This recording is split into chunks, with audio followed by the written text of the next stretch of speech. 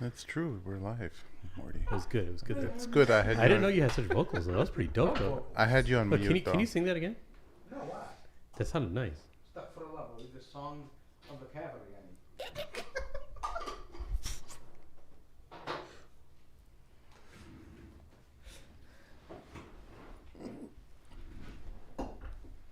It's supposed to massage your vocals before you start.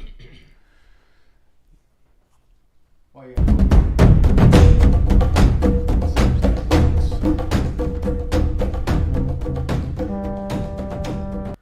Assalamu alaikum and welcome to the Mamluks podcast. My name is Sim. Along with me are my co-hosts, the usual ruffian, Shaykh Amr Saeed, and Mort. That's not Mort.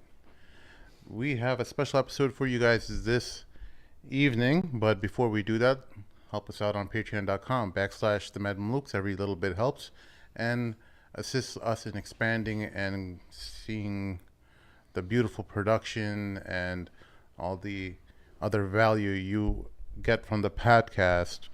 I just said podcast. Okay. Podcast. It can be a podcast. Yeah, Maybe you're hungry with pad thai, maybe? I don't know. Oh, I like Asian food. that's his favorite food. I made Thai food the other day.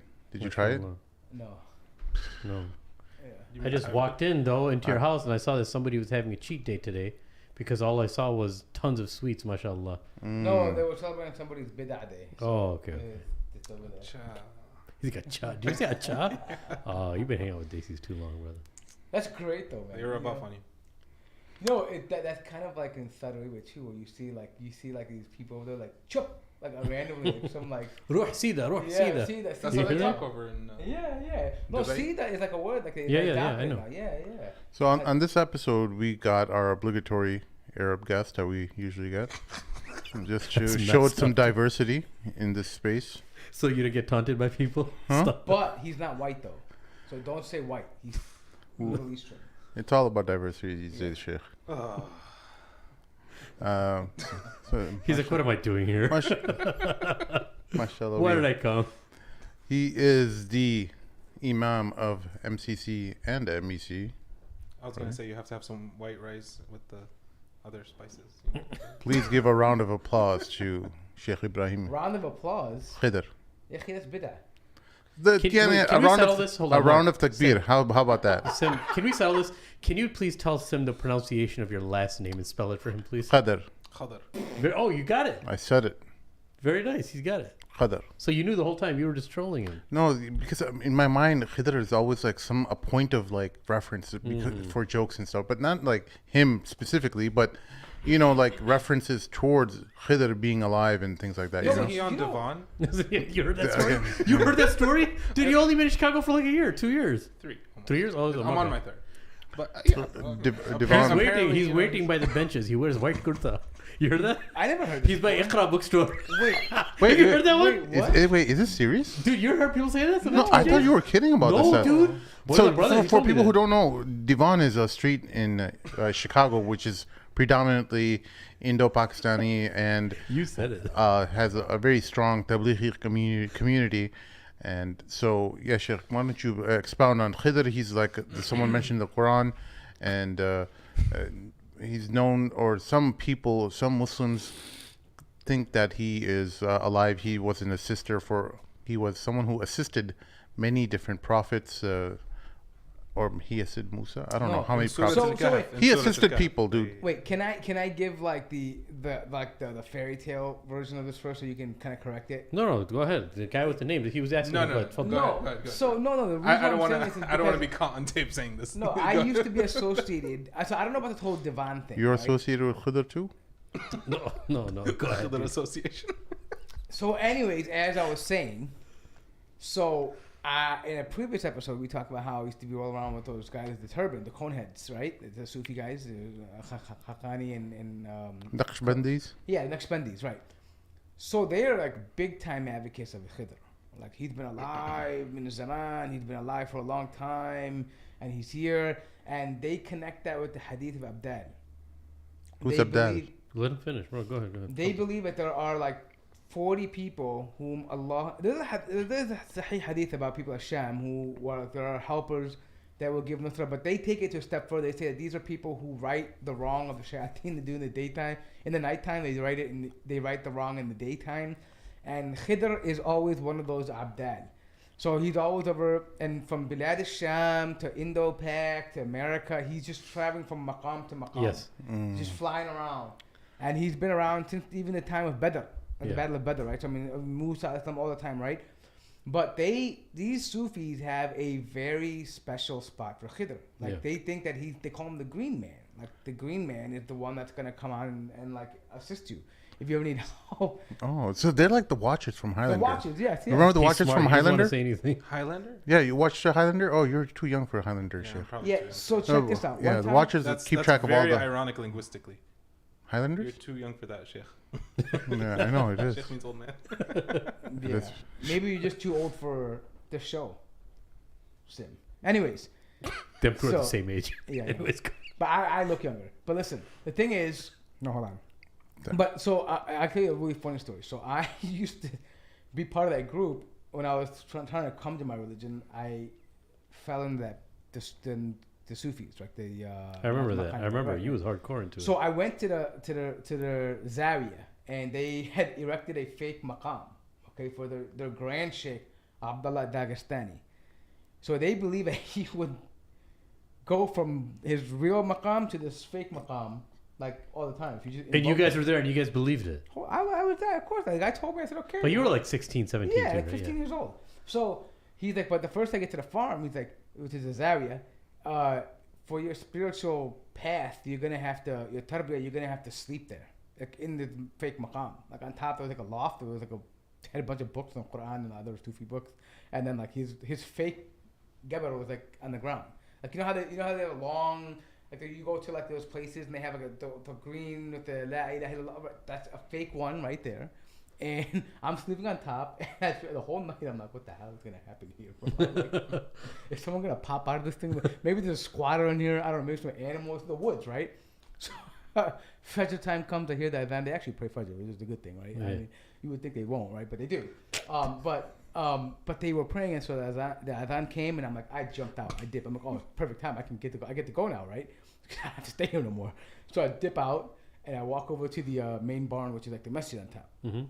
So I get there and the sheikh, he calls me and he goes, come here. I'm like, what? And he's like, last night Khidr came here Wow. and there was a war between the good jinns and the bad jinns. That's why I put you there.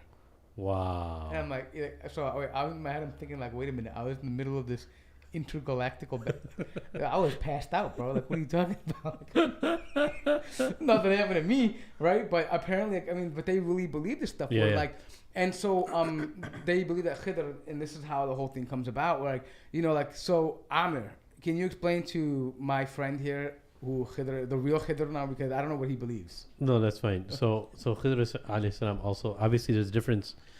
Scholars in the past discussed, is he from amongst the friends of Allah, awliya of Allah? A few people believe that, you know, from amongst the scholars, that maybe he may have been a prophet. But the general understanding, obviously, the majority understanding, correct me if I'm wrong, Shaykh, is that he's from the awliya of Allah subhanahu wa ta'ala. Allah gave him specific knowledge, right?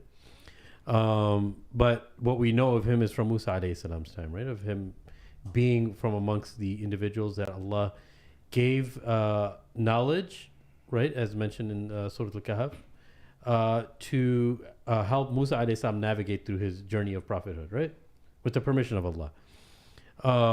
The Divan story comes. So sorry, let me just backtrack. Some people believed, based on some narrations, that Khidr alayhi salam is living in every generation and he's alive up until Yawm al-Qiyamah, right?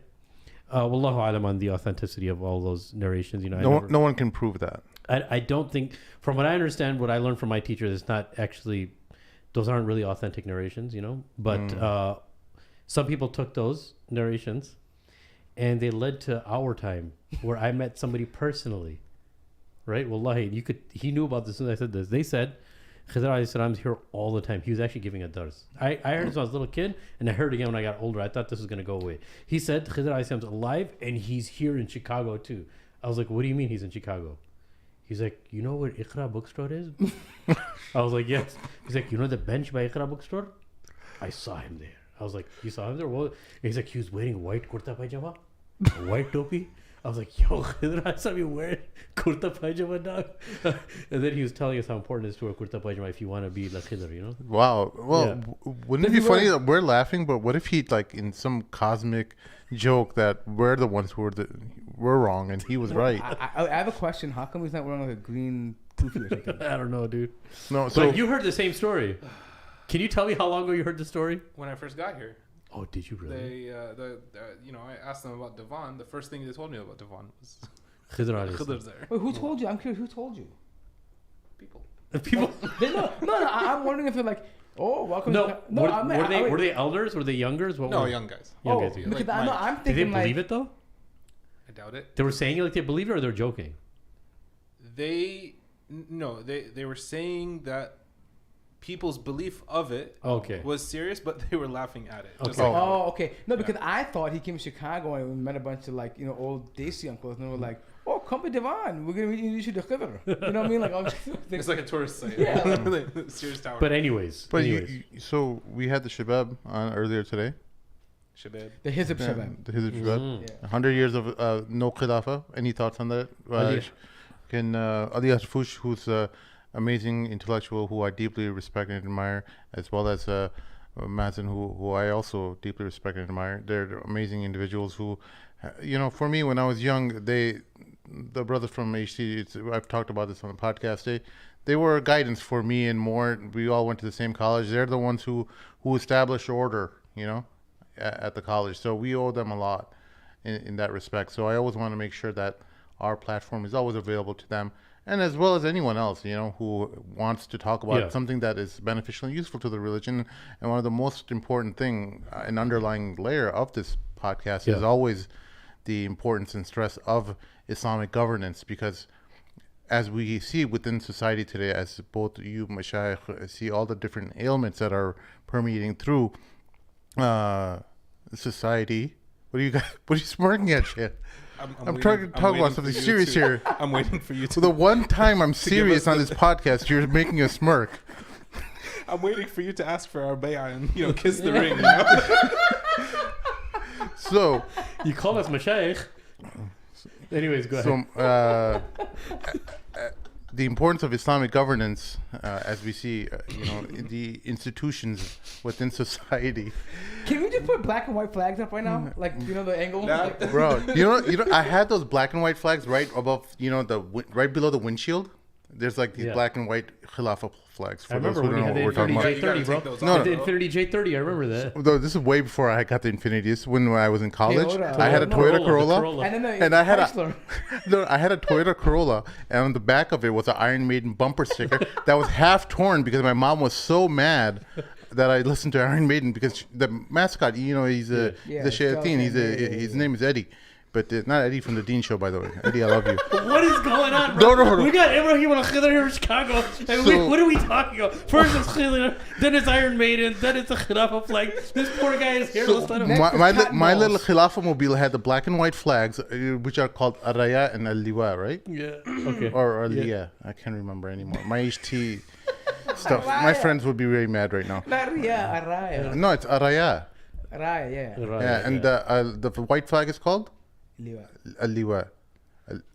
Al-Liwa So the al-Tawheed. idea is that so people understand. No, they understand That's that a- the that's a- white is a time of political, That's the white one is the flag of the state. Yeah, And so the black one was the flag of jihad. As long as I mean, there's no jihad. rainbow flags, we're good. Sheikh got jokes. He's always as there ain't no rainbow flags there, dog. We good. You're a public person now, you should. You have to be careful. He's a rebel, mashallah. That's the No, so the white flag is of the state, and the black flag is of the struggle, the inner struggle, also known It's as. the word that rhymes with the ending of Muhammad Hijab's last name.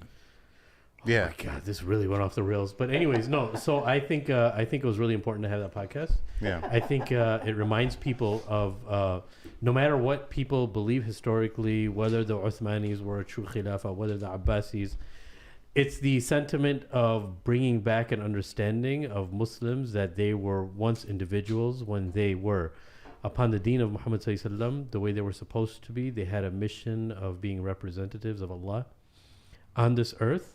because that was the sole purpose of Adam alayhi salam being created, is Allah's representative, vicegerent on this earth, and that legacy must continue, whether on an individual level or on a political level. We're all representative of Allah's deen, and the best way to represent that is to obviously implement Allah's deen, right? And one thing I'll say, a lot of people call me out, not call me out, but they have side conversations with me. I promise we're going to get into you after this, because this is... But one thing I respect about the brothers from HT is that there's one group, you could disagree with how people go about things or methodologies or whatever the case is, but there's no individual group that I know of that talks about the Khilafah itself and gives a specific method of how they're going to bring it about. I'm not saying that you have to agree with it or how they say they're going to bring it about. But the fact that I respect is that there's many people who say, of course, Allah's deen is going to come, they're going to come, but then their actions don't show that they're actually working towards establishing Allah's deen, right? Right. But so that's one thing I respected a lot about the brothers, and I started doing a lot of their readings and stuff. But that's one thing that's everything, since they claim that Allah's deen has to be established, and it's the mother of all fard, is how they refer to it as Fara'id. That they actually bring about a method, or they show the world a method on how to do it, instead of saying everyone just be good Muslims and everything's going to fall into place. Even though that has its merits, of course. You have to add the pleasure of Allah to your life, and in order for good things to happen on a national, international, individual level. But I haven't watched that episode yet. I apologize. No, it was... But I know it already happened today. I actually wanted to watch it when it happened, but live, but I couldn't. But inshallah, I'm gonna watch and give us some feedback, inshallah. Well, yeah, it's not necessarily about your feedback, but in terms of, well, we do. I do value your feedback. No, it was I just didn't even mean it that way. I just had to fill in the sentence with some words. Why does this remind me of Four Lions right now? No, I just. Here's the thing, fellas. We've been talking in the past few episodes about our families, our friends, our children. They're having, we're doing our best to teach them whatever we can about our faith, and getting them to really put that as their highest importance. Really implementing the faith in their life. But the problem is that there's institutions, cultural institutions, economic institutions, every form of modern society is working against them as soon as they leave the home. Mm-hmm. And it's exploiting every aspect of their being in every way possible. Their humanity, their soul, their sexuality, their their greed, every layer of the human being is being exploited and trying to be, whether it's by advertisers, by anyone out there, is trying to figure out a way to exploit you. You are the product in a consumer world. Yeah. And how to get you to consume their product. And I know Shaykh Ibrahim, we were talking about the YouTube culture we have, where it's me and we're always in the camera. We're doing one of the reasons why I can't bring myself to, or even more, we're not like doing vlogs and trying to go to different spaces and mosques and whatever and say, hey, look at me. It's just like, that's not us. We weren't raised that way. We'll do it once in a while, like just on a special occasion, but and we only did this kind of like on a whim, and whenever we did it, it was kind of like, it was mainly, and we're like spotlighting the focus on someone else. It's not about us. It's about some amazing thing that's happening that other people are doing. So I was curious, Sheikh, what else do you have to say about that? Because it seemed like you were on the roll, but we kind of paused and said, hey, let's save it for the podcast. Yeah. Alhamdulillah. Come on, go. Bismillah. What a pause. You're such a dude. I'm sorry wait, to treating our guests. Come this way, on, bro. dude. I'm actually. He made a big pause there. No, I know. You I know had that to pause feel- before you continue. Wait a He minute. looked at us like, man, these guys are crazy. No, wait a I gotta minute. gotta stay in character. Look, one of the rules of radio is that you don't You're not a have radio. pauses. But listen, did you? Wait. Unless it's for an effect. Yeah. True. Mm. Right, but I think he genuinely thought that you forgot like the beginning in Alhamdulillah. I thought he was trying to. I thought he thought like that. Is that what you thought? No, I didn't. Oh, okay. I thought maybe he like genuinely thought. I You just, forgot. I the literally khutbah want to ayah, fill the silence with some kind Oh. of noise. You're such a punk. Which bro. is noise? Go ahead, bro. No, Go I ahead. mean, stop. You know what I mean. Stop Anyways, it. Go ahead. Stop it. I mean, proof to what you're saying is people lack, especially with this generation, they're lacking a way to identify themselves. When we were told, Ya ayyuha alladhina amanu, your identity is Iman, Yeah. not Palestini or Indian or Pakistani or Memon or Gujarati or whatever it is. Before anything, you're Muslim. That's why when someone converts, such as Salman al-Farisi, he's from the family of the Prophet ﷺ. Because Iman, that's the family that matters, and that's what society right now is struggling with, because they lost sight of how to identify themselves. They're starting to go into all these perversions, looking for a way to identify themselves, because they lack that sentiment. They're trying to feed that part of their fitrah, Exactly. but they're using the wrong thing. Yes, that's beautiful. But what about this thing you were mentioning about YouTube? I think it was pretty profound. The idea of Ramadan being around the corner, and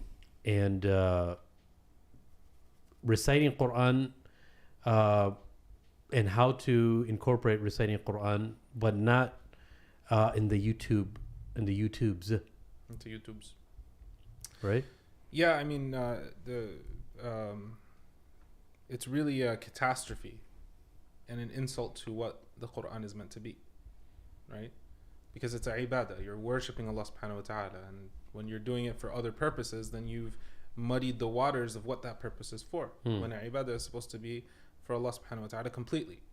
But then you're including all of these other things. That's why shirk al-khafi, Yeah. riyah. And it's, you have these guys on Instagram, they're making dua in a pretty voice, looking directly in the camera. Like, dude, it's... What are your Why thoughts does on- that make you cringe? Why does that make you cringe?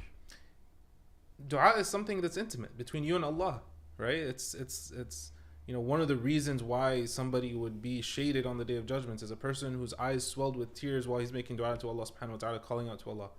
And you've turned it into this thing just to get likes and recognition from others. You know what's interesting though is that I kind of had a double feeling about this, because I was like, man, I remember when different Qur'an would come out now, the younger ones, and they had like this high quality video camera, dope microphone, everything was tuned. It looked great. Like, I mean, the production quality was amazing, right?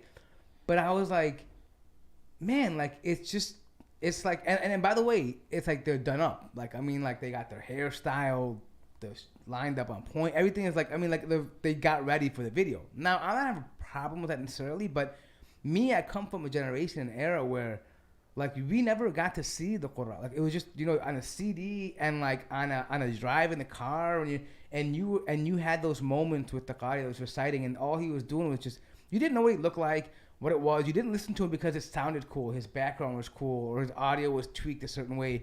It was just because of the Quran, right? And I think like now we have to add this. It's sad, but we have to add this showmanship. Like there's a bit of drama to get people to pay attention now. You know what I mean? Like, it's a symptom of our society. But I know what you're saying, but I think what he's talking about is a little different. He's saying that he's sensing that a lot of people are doing this recitation, looking into the camera, and they just want likes.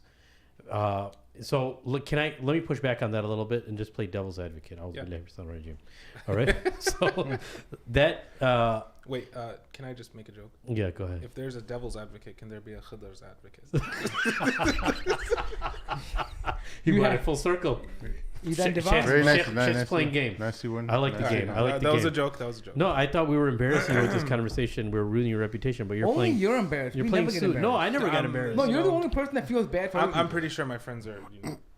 I don't know what's gonna happen after. We have no haya here. But let me except- push back a little bit.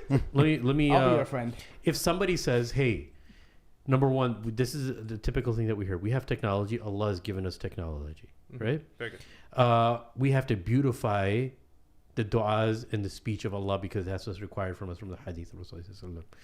When we represent, now the other thing is, I don't completely agree with this, but one thing that we hear all the time is all this awesome media is coming out with all this quality. Why is Islam always falling behind in quality or representing Allah's deen and all that kind of I agree. I agree that there needs to be a quality, but there's a difference between,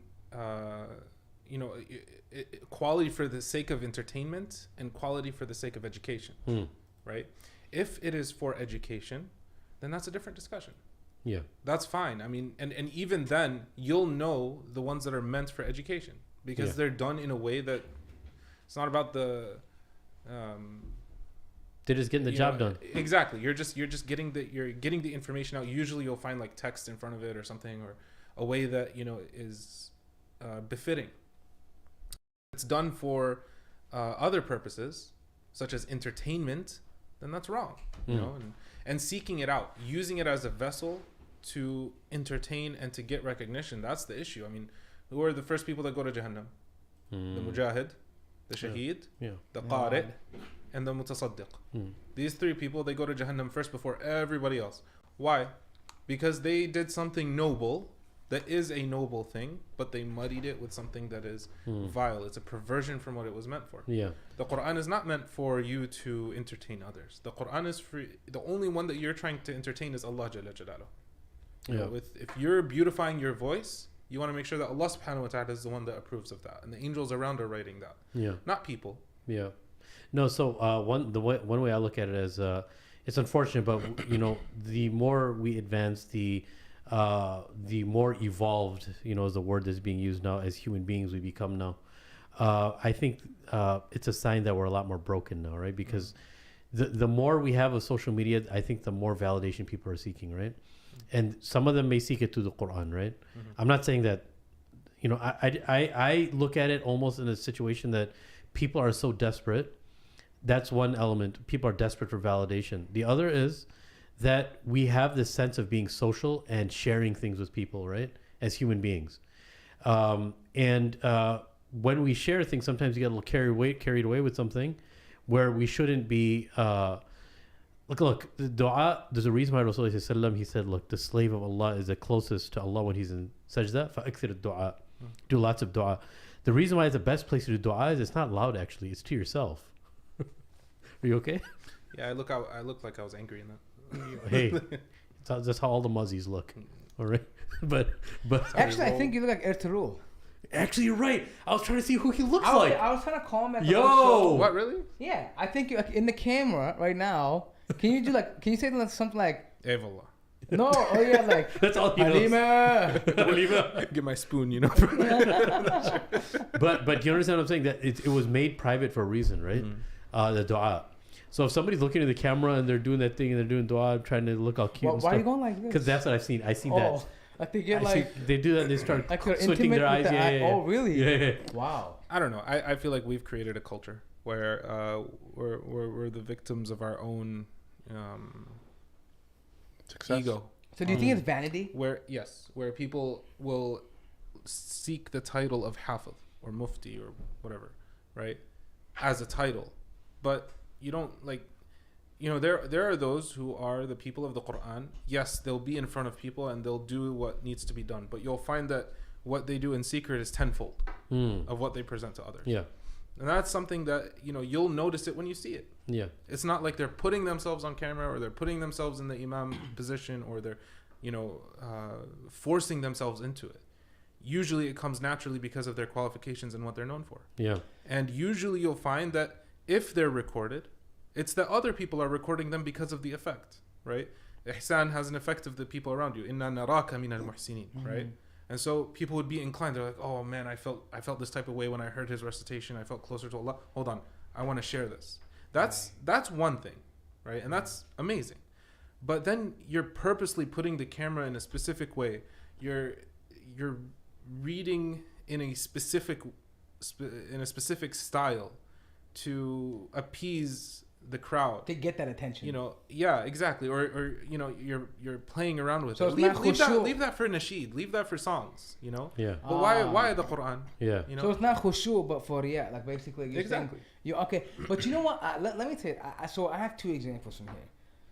And what he's talking about too. So I don't want to mention the person's name because obviously for his own good, you know, he's doing good. But there was a particular sheikh that came here, and was here for a limited time in Chicago, very limited time. But the time that he was here was so super packed, and he had so much khushu on what he was doing. I already know who you're talking about. But he was able to set up centers that continue today while he's gone.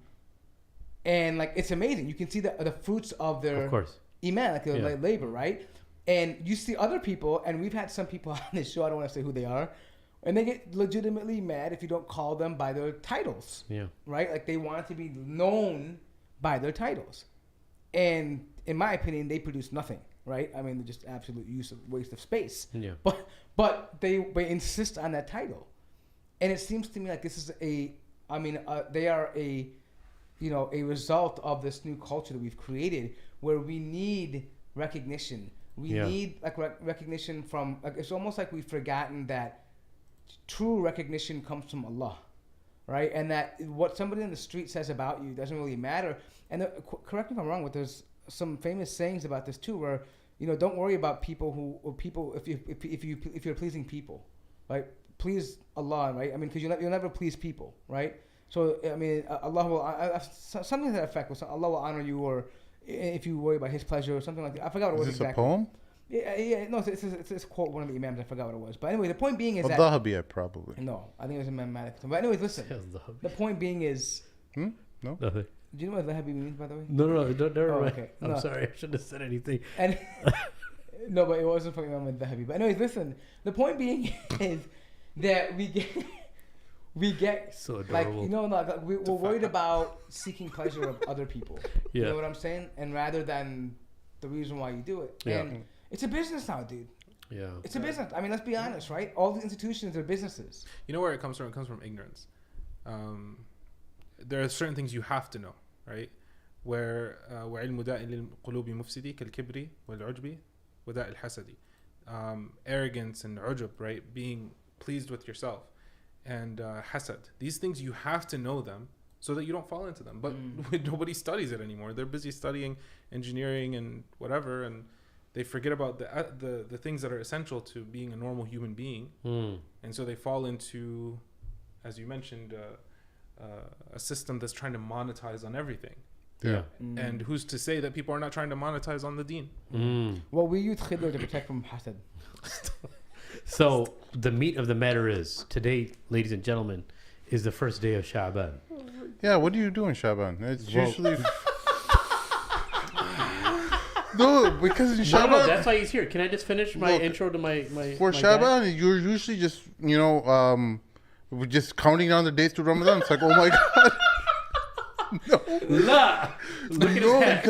I think it's like look, in Ramadan, it's like you have to fast, it's like shopping month, right? All right, guys, let's backtrack a little bit. This is where you eat as much as possible before you're going to eat more in Ramadan. Exactly. It's like hibernating. Because the iftars are going to be crazy. It's preparation. How much can you eat? So, first day of Sha'ban, we have our esteemed guests, if you guys are jumping in right now, inshallah. Shaykh Ibrahim Khader and I had a conversation on the phone the other day of the often neglected month, as Rasulullah mentioned. Rajab, Sha'ban, and Ramadan. Rajab is one of the months of Allah, which is Muharram. And then you have Ramadan. And that middle month is sometimes neglected because of the intensity of Rajab and Ramadan. And you have Sha'ban, right? Wait, what's the month before Sha'ban? Rajab. Rajab. So Rajab is a neglected month. No. Sha'ban. For the hadith of Rasulullah, I'll tell you why. Because Rajab, no one does anything. Okay, just let me finish. No, because I didn't do any fasting. I'm not saying that. What are you talking? I just finished what I'm saying. Go ahead. Anyway, if he's like a standard, I didn't fast on Rajab. Like you're some kind of standard for us to fast. Yeah. So, by the way, guys, this is a round table. Okay, so just we actually gathered just to shoot the breeze today, but anyway, so Sha'ban is often neglected, as Rasulullah mentioned, right? And when Usama ibn Zayd ibn Haritha asked Rasulullah, right? The question was, I haven't seen you fast so much in any month, right? And he was referring to Sha'ban. So we utilize Sha'ban as believers as something to spring into Ramadan. Muhammad ﷺ was witnessed fasting.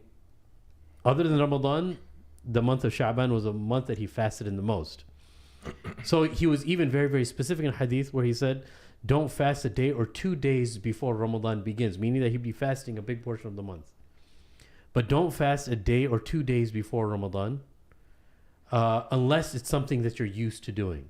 Meaning that there's this point of so balance. You're saying to fast most of the Shaban. So what I'm saying is, if someone's not used to fasting, especially during the year, if they haven't fasted, for instance, on Mondays and Thursdays, then try Monday and Thursday in Shaban. Don't fast every day if you're not used to, or else you get burnt out by Ramadan, right? But Shaykh, why don't you just shed a little light on it and give us some guidance, inshallah. How often are you planning on fasting in Shaban, Shaykh Ibrahim? I don't know. Don't answer the question. Just continue. Not gonna answer that. You know, just. But let's just say it this way. I mean, because Ramadan is more than just fasting, right? Yeah. Ramadan is also, we were going to talk about it, doing a lot of khatams of the Quran, giving a lot in charity, praying qiyam. What else do people do? They do a lot of dua and tawbah and reconciling with family members, right? All these activities are done in Ramadan, seeking the blessings of Ramadan. I would keep the discussion very simple and say, whatever you're going to do in Ramadan, make it, a ratio of what you'll do it in Sha'ban. Obviously without fasting, Yawm al-Shak and all these other, things that you probably want to avoid, but wait, what? Whatever I don't know what I knew you said. this was going to happen. I don't. Yawm al-Shak is the day before Ramadan that it's not, you're not supposed to fast it. Oh, Yawm al-Shak. Yeah. Shak is Shak is like a doubt. It's doubtful because you're not sure if it's going to be Ramadan, first day of Ramadan. Oh, okay. So whatever you're going to do in Ramadan, do in Sha'ban. That way, when Ramadan comes, you can do it twice. You can do more. Yeah. Right? So let's say you wanted to do one khatam in Ramadan. Right? Very good. Do one khatam in Sha'ban. Prove it to yourself. When Ramadan comes, do 2. That's a little too much for me, Shaykh. No, he's not saying you have to. Oh. He's not saying you have to. He's You should saying try. those people who want to do a khatam in Ramadan, start reading now and start preparing, right? And we're going to get into all of that. Treat inshallah. Sha'ban like Ramadan. And we don't want any personal confessions from you of what's easy and what's not. Just let the Shaykh speak. How's that? I do have I have a comment on this though. So can I look? I'll say one thing. I always hear people say, "Oh, I mean, for the non-religious folks, okay, like the non-holy people." Like, oh my God, Ramadan's coming, we gotta fast. Like, oh my God, they look at it like it's like, oh my gosh, it's hard. Maybe they don't feel bad, but long days, oh my God, I gotta fast. Understandably right? so. It can be intimidating. Yeah. Right. Especially in the summer. But that's one but I'll of be the honest, scariest. I just feel like telling them, man up. You guys are wussies. Like, I don't even think about it. Ramadan comes, oh, we saw the new moon, the halal, good, Ramadan's here. I just do what I have to do. I mean, I'm gonna interrupt you and say you are a dying breed, sir. Really? No, I'm just saying. We don't insult Look at his people. shirt, bro. Look at his shirt. Oh yeah. نحن رجال. Yeah. MashaAllah. But the thing is though, hold on. I notice people like, oh my God, I gotta get my caffeine in. I gotta do this. Yeah. I gotta do that. And I'm like, man, bro, like, what are you doing? I'm like, nothing, bro. I'm just gonna wake up and eat a bowl of cereal. Okay, for the rest of us human beings, there's a timed release caffeine pills that you want to get from Amazon. Click on timed release on Amazon. Go cold turkey, Okay, dude.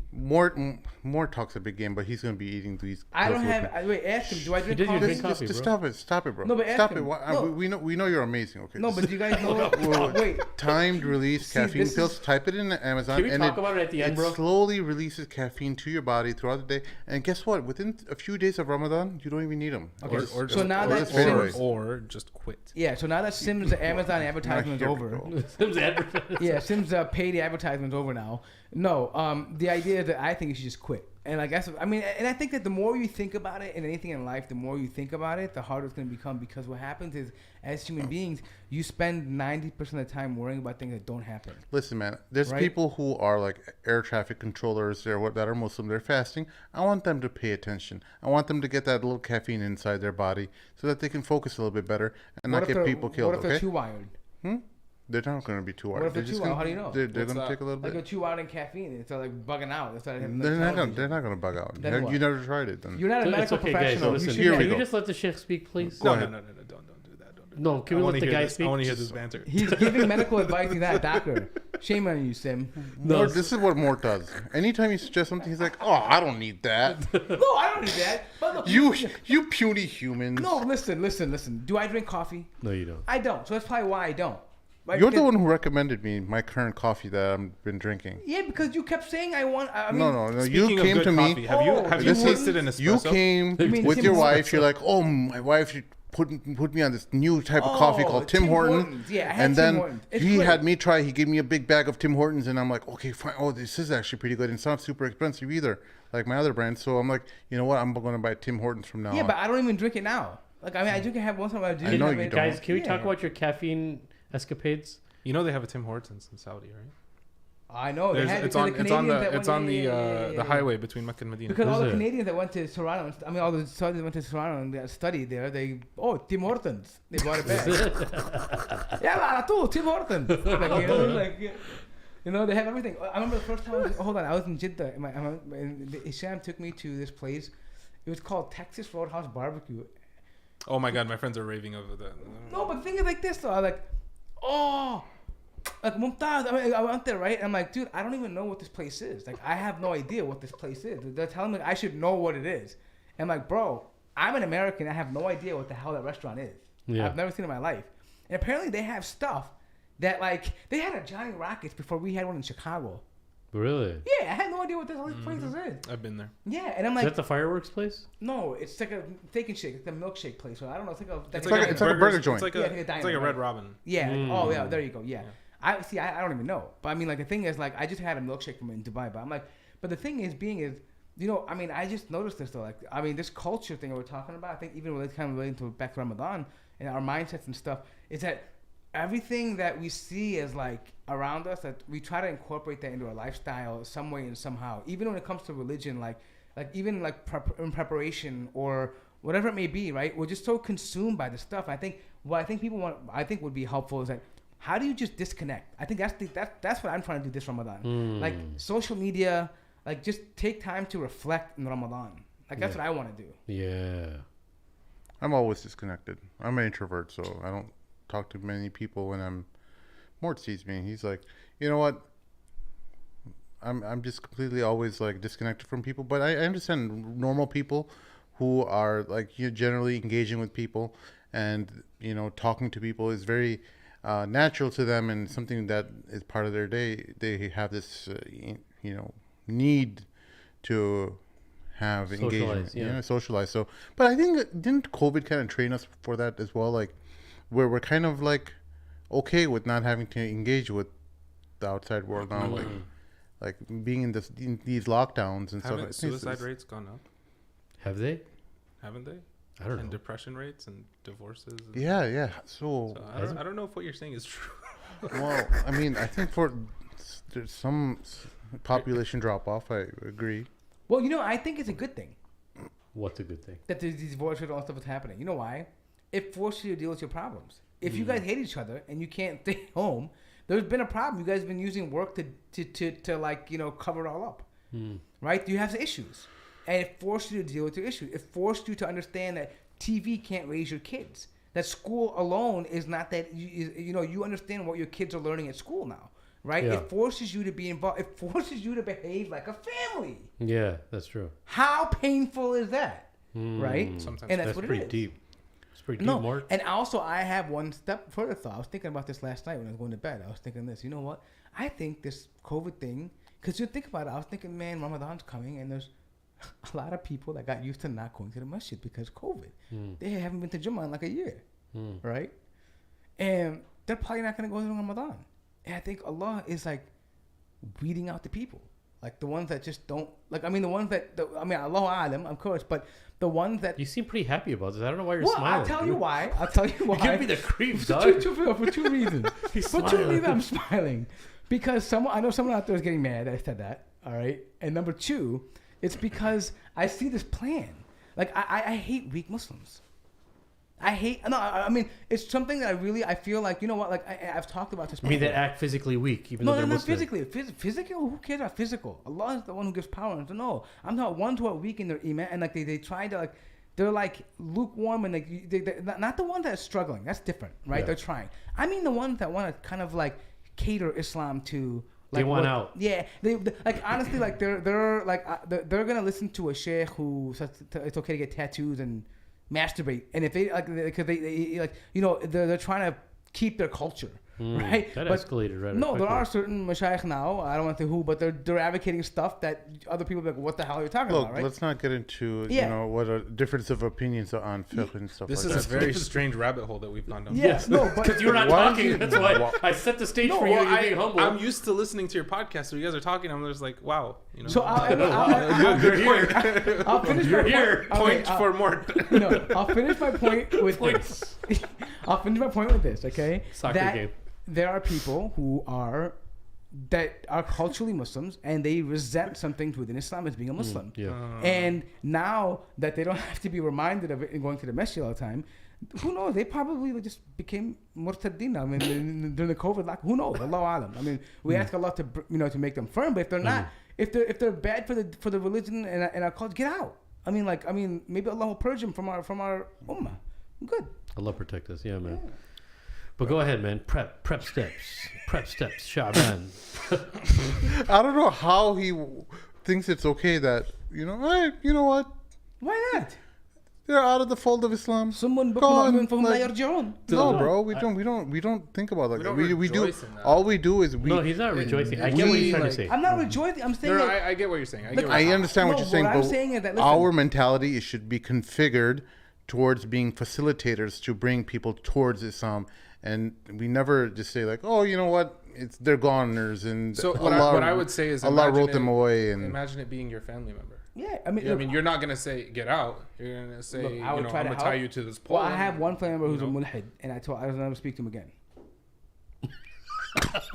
This is awesome. I get what he's trying to say. Look, because this conversation happened before where Just trying to balance it out. There's you know? people- No, Like, okay, no, wait. So let me qualify. he was this. on your side more. You're still. No, wait. Let me qualify this. Of course, I want to help people. Like I want to bring to Islam, right? Yeah. But his they smile have, looks so sadistic. no. It's the worst smile ever. Dude. I want to no, help you. guys, I I want wish to I would have I want helped to hear you. this interesting. For a because small if- price of $2.99 per hour, you could. If you like, I'll make dawah. If you like the video, I'll make dawah to you guys. But listen, anyways, the point is this though. But I also believe that there are people who make a decision, and the ones who make after they've been giving dawah and hidayah, and Allah opens doors for them, and they still reject, and they still or they're fighting with it, right? Of course, Allah is the one who decides their path for them, but. I firmly believe one who is sincerely willing to find his creator, Allah will guide him. Yeah. Right? But these are people that are in rebellion. Like they're trying to culturally remain. They're actually trying to change our religion, and they're becoming more of a musibah for us. Can I Not tell you even- something? Sorry to cut you off. There's one thing. Look, I think there's a backdrop to this because I remember we had this conversation 2 years ago. In that podcast, in the conversation, Mort was saying, and I agree with you on this part. I think you just didn't explain this part. Is that there's people that are claiming that they're Muslims or they're really vocal and they're active in on social media and on many platforms, but they're changing the deen in the process and claiming it's from Islam, and they're chipping away from Islam and they're claiming something's from Islam. So you made that one comment. You're like, dude, if you don't like Islam, just go and just leave Islam. Yeah, like because if- what and they like- were saying, what we're doing is. It wasn't even difference of opinion type stuff. They were taking Islam and they were saying that this is a practice of Islam. I'm Muslim and I do this and I practice this, and they're open with their sins online. It has nothing to do with Islam, but they were trying to teach people that it's Islam. And your response to that was, dude, everybody knows and you know this is not from Islam. And you've been doing this for a long time. Dude, if you don't like Islam, just leave Islam. Why are you trying to make this Islamic? This has nothing to do with Islam. Right. For example, if Majid Nawaz left and haven't been to a masjid in a whole year, I'm happy. No, I Stay know what out. you mean. I know what you mean. Majid Nawaz doesn't belong in a masjid. He doesn't belong talking to Muslims. But also, you'll be happy if he becomes the regular type of Muslim, but who If he has repents and makes his, tawbah and config- makes aqidah and he- comes to Islam. How did this Yeah, go from he- people who were he reconfigures his struggling with Roland, family issues and COVID into Well, Like, because I feel like let's try and steer it back. Oh no, we can steer back. No, the thing Let's is, get back on the but highway. I think there We two took benefits. a nice exit Yeah, down no, Murtad yeah. Road. You know, True. Murtad Road. True. Was there a Murtad Road? Yeah. No, because it is. Murtad Road. It's like Sorry. a sign in the This Mecca, was kinda funny. right? That was Non-Muslims funny. have to Sorry. exit here, right? The sign to the Mecca. Yeah. Yeah, No, I got you. No, but I'm just saying the two things. oh, that came you out know of what I'm COVID. talking about. Yeah. That's the meme. Yeah. Yeah. So, but that's the whole thing that I just think there's two things in COVID that came about. Yeah. And I think the one we want to talk about now is the fact that, people, are struggling during COVID. And Ramadan is not going to be any easier for them. Yeah. Yeah. So let's go back to Ramadan. Thanks for. Yeah. Well, yeah. No, I mean I appreciate it. I mean, it has to be Sure, said. sure. Barakallah feekum. Well, if you- So preparing for Ramadan. So going back to the whole Sha'ban thing, whatever you're gonna do for Ramadan, get in preparation. In Sha'ban, treat Sha'ban as if it's Ramadan. That way, when Ramadan comes, it's not a surprise. Yeah. Two examples: reading Quran and giving sadaqah. Right? A lot of people like to give their zakah in Ramadan, or they want to do a lot of khatams in Ramadan. So treat Sha'ban in a certain way. Like, let's say you want to do a few khatams. Imam Shafi'i used to do 61 khatams in Ramadan. Wow, that's a lot. the Quran twice a day? He would read it twice a day and once in Taraweeh. Was he Desi? Who? Imam Shafi'i? No, he wasn't. No, because the Desi read really fast. The Quran, they recite the Quran really fast, bro. First of all, he was born in Gaza. Gaza? And he was From blood? the lineage of the blood.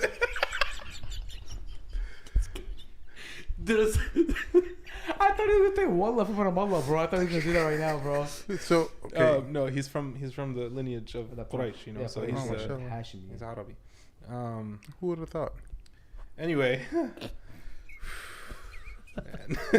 You weren't ready for this. I told you. I was not. I was like ready with like a whole bunch of mental notes, but then we went down Murtad Road, You're welcome. and now I don't even know how to bring it back. No, it's all good. It's all good. So the idea is to practice more recitation as much as possible. So I was going to present some techniques in reading more. That way in Ramadan you're able to kick it up a notch, because in reading Quran there is a lot of thawab. Every letter is multiplied by 10, and in Ramadan it's multiplied even more. So for example, if I don't know. How would you, like, just based off of your technique, how would you read the Quran? Look, for me, like, He doesn't read. I don't. I need someone to watch me, because here's the thing. That's fine. Here's the thing. Okay, it's Why'd okay. you ask him, No, bro? Let me Come on. talk. No, about because I'm okay. just So Look, here's why I'm saying it. Because I we try to- have the guys that can read. I don't want to cater to those guys. Yeah. I want to cater to somebody who like Sim, Can't read. bro. I won the Quran competition when I was little. I didn't Bro. mean it like In that, your bro. I'm sorry. basement? No, in I my didn't Sunday mean it school. like that, wallahi. At my Sunday school, more. I'm just Look at trolling me. him. Though. Look at Mort, dude. What a freak. You look. He's so happy. I won first place. I had the most surahs memorized. Mashallah, that's pretty Mashallah. Yeah, I had 24 surahs memorized when I was very Mashallah. young. How many have you memorized now? Don't ask me personal questions, anyways. Why are you trying to like flex, Mort? No, I'm just asking you. Not everyone is from Dude, a I'm a family jahil. I'm a jahil, who bro. practices Islam as fervently as you. Okay. So anyway, Good. Let's just come back. How do you So read? let's bring it back. let's bring it back. How would you visualize Visualizing- trying to do a khatam right now? If we were to visualize it, what would it look like? It wouldn't happen. So let's just say, Okay, if it was to happen, it would first require a lot of build up. Like you need some kind of discipline first, okay? Because and some motivation behind it. Like, why am I going to do the Very khatam? good. Why am I going to do a khatam for? Like, what's the benefit? What am I going to gain out of it? Okay, so that would be the first thing. Solving that problem first. Having some sort of discipline. Okay. Yeah. Now, if you don't have discipline, then that automatically disqualifies you, because it's nice to have a goal, but if you can't meet any relatively small objective that you put in front of you, then you have much more bigger problems. How do you develop Yeah. discipline? developing discipline. What You in need my way? enthusiasm. You need enthusiasm Yeah. first, right? Right. So you start with enthusiasm, and discipline is what carries that enthusiasm on when Yeah. it starts to get boring. So how do we start enthusiasm? Enthusiasm. How can I make someone encouraged to read the Quran, or how can I? The guy has it in his heart, but he doesn't know how to encourage himself. So first of all, the easy victories, juzama. You recite those. I would actually take a step before that. Juzama is a little bit. I know there's No, some no. ayahs about hellfire. I would and so say on. get your It's own kind of heavy. mushaf. I would get your own mushaf. Oh, okay, Yes. yeah. So first thing, yeah, The of course. you first should. thing is to not use your phone, not use an electronic device. If you want to do a khatam and you're serious about it, Yeah. I'm not talking about hifth. Hifth, you do need your own mushaf for hifth. Yeah. But I'm saying for you to encourage yourself, you have to change certain things around you. One of those things is to have your own private mushaf that no one touches except you. Sah. And it would have... That's the first time I heard him say "Sah." That's pretty dope. That was good. That was usage. actually that was good. a That was good good sah, usage. Yeah, bro. that That was was actually good. That strong. was good. Wow. And then own mushaf. Now- Gives you a sense of ownership. Gives you a sense You're of already responsibility. benefiting him. Allahu Akbar. Allah Akbar. So you'd have your own mushaf, and it's something that is... Okay, don't No, that was overdo weak. it. Okay. Don't The overdo second it. one was Yeah, weak. yeah. I wasn't You would committed. have I it- wasn't committed. You would have it personalized. Yeah. You would have it personalized to... With your name on it. Yeah, Yeah, write your start name with on your it. name on it. Yeah. But what I would say is because it's your own, you can have certain leeways with it. So, for example, I have highlights on mine in the areas that I'm kacha, right? Kacha is when you're weak, Mm-hmm. right? So if I'll Would have that be highlights wrong? or something that what? Maybe it's wrong. No, in Urdu, in memorizing, when they're memorizing your kacha or your pakka and your Oh, really? memorization. Yeah. Oh, yeah. really? I Yeah. have no idea. Damn, Dang, bro, I know more Urdu than you. Yeah, you probably do. No, I mean I can speak it better than you, but I'm saying you know the slang. You know the slang better than I do, though. I think they taught me something in Gujarati. It's gamche. I don't know anything about Gujarati. We don't speak Gamche. Gujarati. Yeah. Like what's up? or Anyways, something. I don't want to distract you. Okay. Anyway, I'm looking through. so by having your own Yeah, go on, mushaf, tell by me. having your own mushaf, it's personalized. Get something fancy, something that you like, in the sense that like the way it looks. Like I like the leather back. Someone may like something with the gold edged things. Yeah. Right. They want the big one. They Beautify want it for a yourself. Small one. Something personalized for what you like. By that, you've encouraged yourself with at least having the Quran around you. Mm-hmm. When you're reading, you start with what you can, right? So, for example, you can read Juzu Amma. You start with the small surahs. And what I would do is, if you're doing that, put a little line or a star or a highlight over something that you find interesting, right? So you're reading a translation in conjunction with your actual recitation. I like that. I'm gonna come back to it. I like, what does this word mean? It sounds very interesting. Even if it's something literally as silly as ta'uzzuhum azza. It's like, oh, that sounds funny. What does that mean? Highlight it. Good. That's fine. It's your mushaf. This is going to be your companion through that journey. And so that's the first step of encouragement that a lot of people have lost, is having their own personal, physical mushaf with them at all times. So simple and profound. I love that, man. Yes, sir. So starting with something like that. Then we talked about qurra earlier. We talked about maqamat and all that good stuff. So there alhamdulillah, YouTube is a blessing. It can be a blessing or a curse, right? And it has all the blessings in the sense that there are these guys that are reciting. Maybe they don't conform to what we mentioned earlier of not having riyah, or maybe they show off too much, or they're doing all these facial expressions when they're reading and all that stuff. Fine, whatever. That's on them. That's وَلَا تَزِرُ وَازِرَةٌ وِزْرَ أُخْرَى, right? Their wizard is their wizard and your wizard is yours. Wizard meaning burden. I know I saw your face when you said it. When I said it. Wizard means the burden. So burden. One person's burden does not carry over to another. Okay. So if you like their voice, you like their recitation, then have it playing while you're reading along, right? Have it playing once, twice, 3 times. Eventually, actually, you'll memorize it on your own. Surah Yusuf, I never opened the Mus'haf to memorize it. I used to listen to, what's his name? Saad al-Ghamidi? La. Abu Yusuf. No. Who is Abu Yusuf? Tell me Imam Hanifa's student, Abu Yusuf. I'll get it later. It's this young. It was a young kid who recited. Everyone used to listen to him.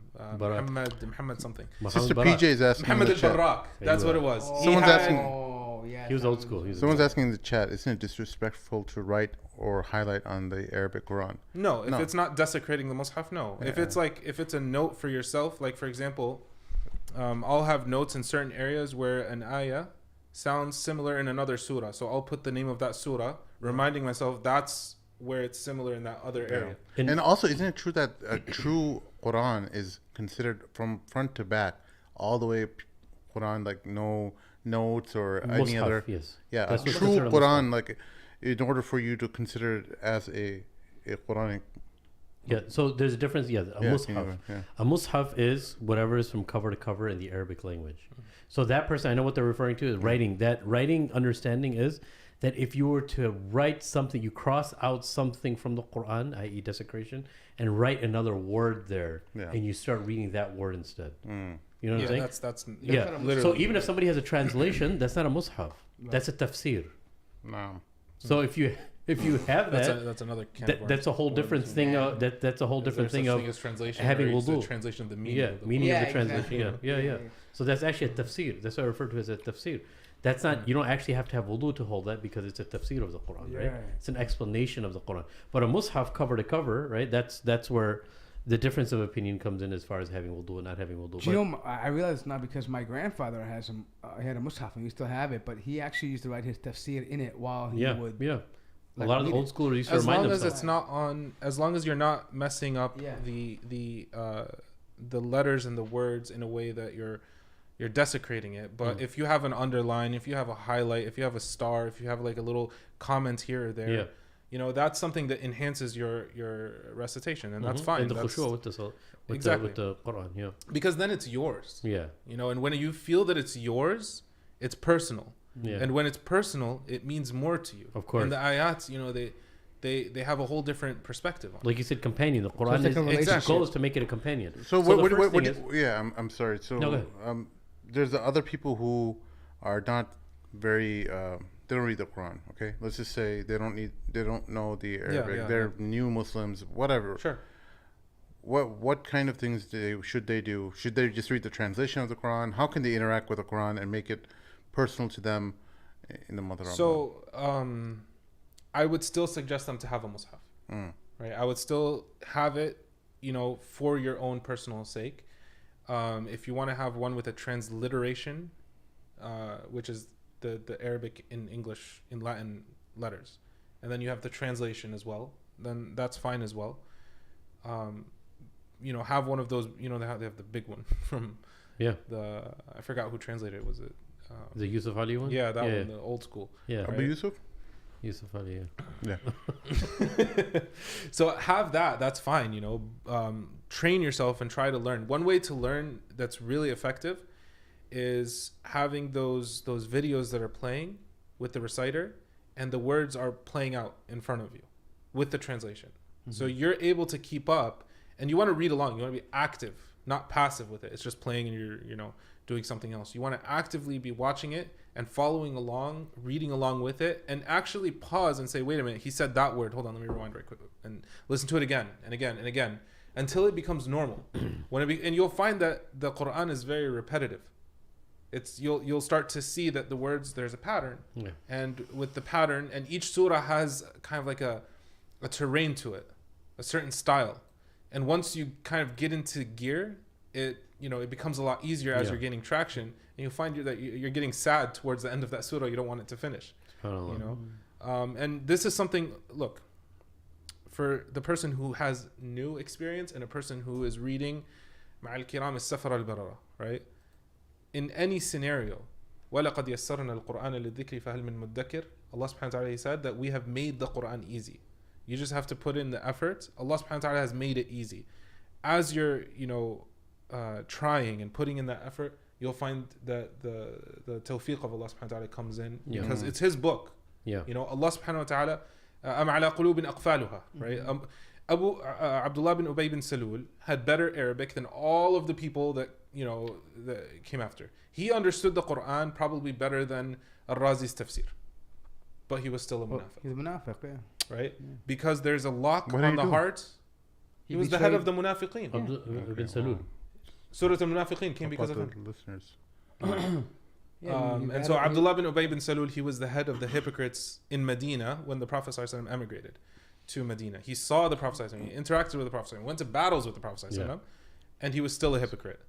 And so, he would understand the Quran, and its context, and whether it's mafhum or mantuq or all these other detailed things that people are studying and getting PhDs in to understand, he probably got it. Because he was there while it was coming down. But it meant nothing for him.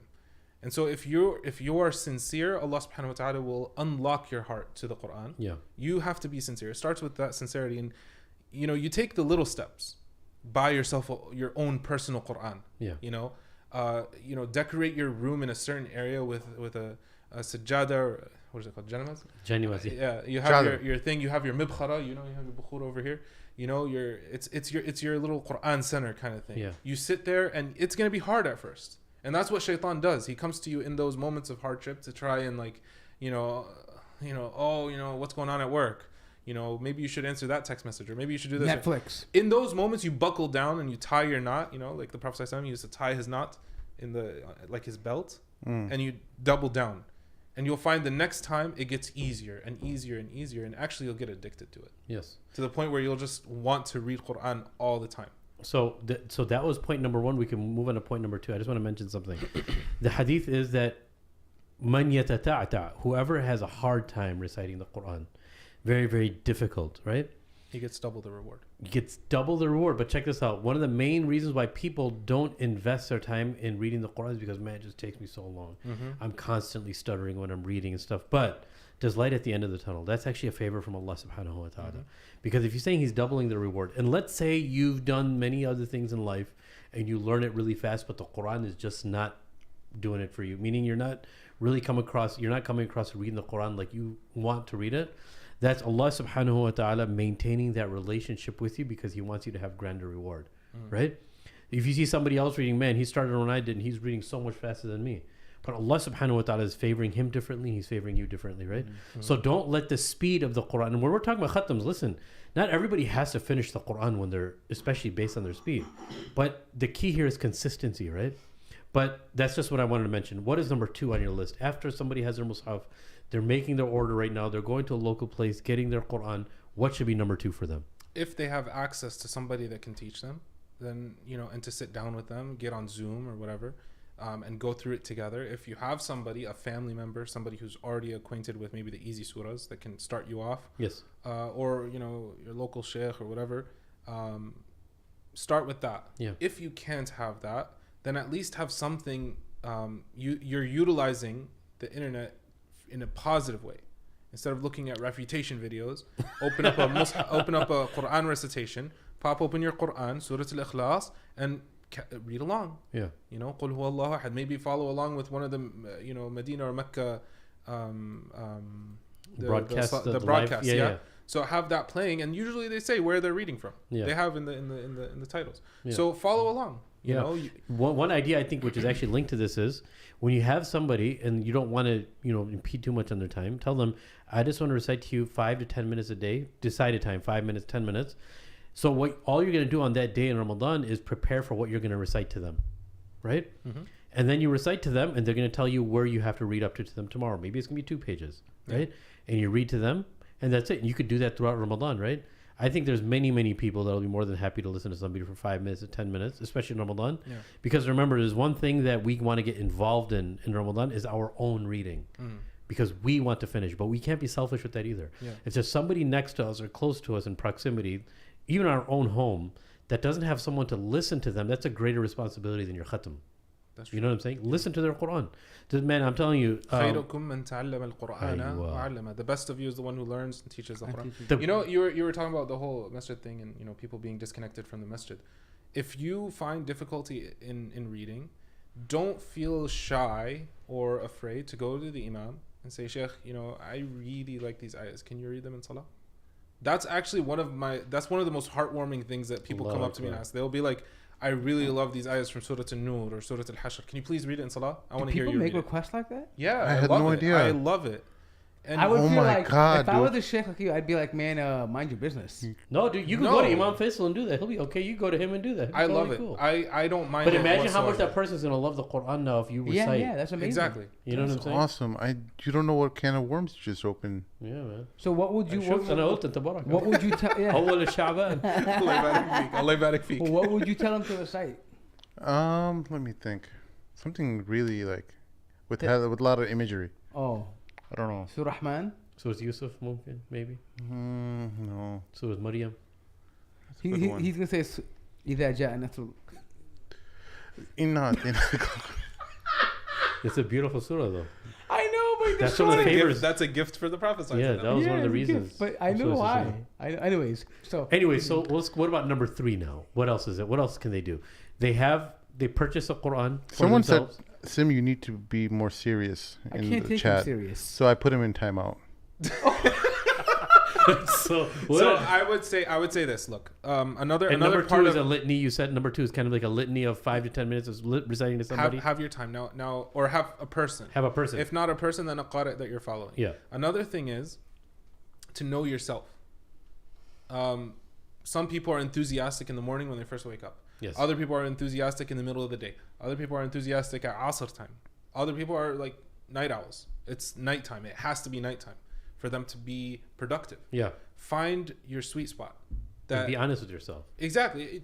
There's no wrong answer to this. You know, some people are great at different times. Some people are like birds, right? You have early birds and night owls. Find your time and be strategic, because you can't just open it at a random time and you're groggy or tired or stressed out or angry or whatever. You have to also be you're a human being, right? So find that time and capitalize on that time. Make that Quran time. One thing what I found to be very, very effective is when you bring your children to do something, we have to follow the sunnah of Ibrahim alayhi salam, right? Ibrahim alayhi salam, not only did Allah subhanahu wa ta'ala give him the imamah, right, as you know in Surah Al-Baqarah, but we saw a beautiful sunnah of his where he took his progeny Ismail alayhi salam with him, and he did the project with him, right, of putting together the Kaaba. When you do something with your children, it changed. Look, when I read Quran, we have Quran time. You know, we try every day to do after Salat al-Maghrib, especially on the weekdays. That'll charge you up like no other, right? I'll give you a small example, something that's not even related to Quran or anything like that. Like when I'm alone, I started upon this new thing. I started doing yoga like in the past 2 weeks.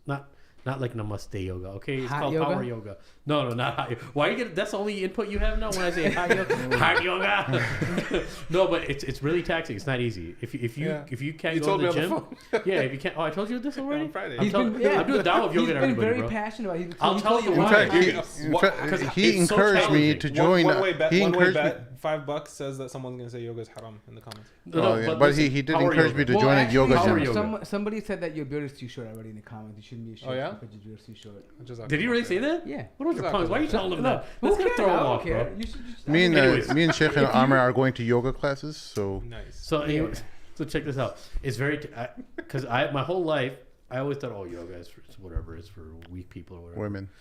Pregnant women, you know, but that's the only time I knew about it. But I did it. I was like, bro, it's so difficult, man, because It's you gotta hard. hold these poses. It's not easy. And I found myself not going to the gym for like 6 months, 7 months, more than that, ever since COVID, actually. And I found myself getting my strength back within 2 weeks, and flexibility was through the roof. Like I've never been this flexible. So, but I can't do it alone, though. This is the point here. I can't do it alone. But I do it with my daughter or my son, then, bro, I'm amazing. I love it. But I'm alone. They don't do it with me. I'm like, oh, forget it, dude. So You know what I would add to this. One of the issues that happens in families is when siblings are at different paces. Yeah. And you'll actually find that the shadow of one of them, for example, has a shadow of greatness, and the other one is living in it. He'll start to despise the Quran. Yeah. I'll say that if you have family in that situation, work together, bro. Of course.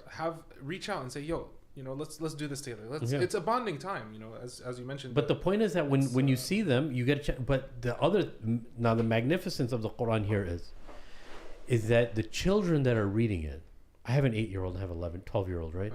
They read it, but the magnanimity of what they're reading, they have no idea. So when you see it coming from an innocent child, there's nothing that can. So it's not just you reading Quran, it's building an environment of the Quran. That's what Allah wants from us. Mm-hmm. But when you build an environment of the Quran and you see who is coming, you do your reading, you're like, but then when your child reads that same verse, you're like, man, this is something else. Allah subhanahu wa ta'ala put something else in you, right? Mm-hmm. So that's the other thing, is that I really, really encourage people, man, whatever it is that you do it as a jama'ah, but especially with the Quran, right? Yeah. So we have the Quran, we have a teacher, we have, what was the third one? Knowing your time. Yes, knowing your time. Your peak efficiency, if you would. Very good. What about so time that takes care of the timing portion, right? And I think people have to be honest with themselves. Don't be realistic. Realistic. I it say out with, realistic. you know, 15 minutes, 10 minutes. I'm telling you, you'll start to grow. You'll start to read, and you don't want to put it down. Yeah. It gets to that level naturally. That's just the gravity of the Quran. It just, you know, pulls you in. Yeah. The other thing is, some people think this is corny. I think it's still kind of cool, but I want your personal opinion on this. You're not gonna hurt my feelings. You're corny. If I'm allergic to corn, but if you, I don't know. If you buddy, you know the buddy system. The buddy system. It's dad jokes, bro. Come on. Yeah, I know. You're around a bunch of dads. I need to work on them. What about the buddy system? If you have one of your friends, you guys make a pact with each other in Shaban. Hey, let's read 2 pages a day, a quarter just a day, 1 page a day. We have to report back to each other, right? Create a WhatsApp group of 2-3 people. What do you think about that system? I like it in an ideal world. Okay. But I'll tell you, like, my friends in Medina who are probably watching this, they got sick of me. Always telling them, hey, can you listen to this? Can you listen to that? Yeah, I thought you were joking when he told me he bought the books. I didn't really. He bought these books for me. I thought he was joking. He told me over the phone hey, can you listen to Alfiya ibn Malik? I'm not gonna. Sorry. Those are mine, bro. I'm not giving them to you. No, I know. Oh, yeah. No, but that wouldn't work for me because they have my highlights all over them. He wanted me to listen. I thought he was joking. No, I'm still listening because my buddy, that wouldn't work for me because my buddy, like, we would just encourage each other to be lazy. That's Like, what I'm me and saying. Sim They're are- gonna keep putting you down. like, They're we gonna would like not even, you know. Yeah, like it someone just would doesn't read work. like one I ad don't and I'd know. be like, "Good job, man, you did it." I would say work on your own self encouragement first. Yeah. And if you want to pull people with you later, once you have that traction, go for it. Bismillah. And if you're lucky and you do have that person who, you know, al-mutahabbuna fi jalali lahum manabiru min nur, right? That these people they have, you know, a blessing from Allah subhanahu wa ta'ala that they love each other for. If you have that, alhamdulillah, you know, may Allah subhanahu wa ta'ala bless it for you. Maybe some people they marry, you know, their wife and that's who they are with their wife or their husband, right? Their spouse. Maybe it's someone with their child, right? I've seen situations of an uncle can barely read Quran and his son is a hafiz and his son is teaching him.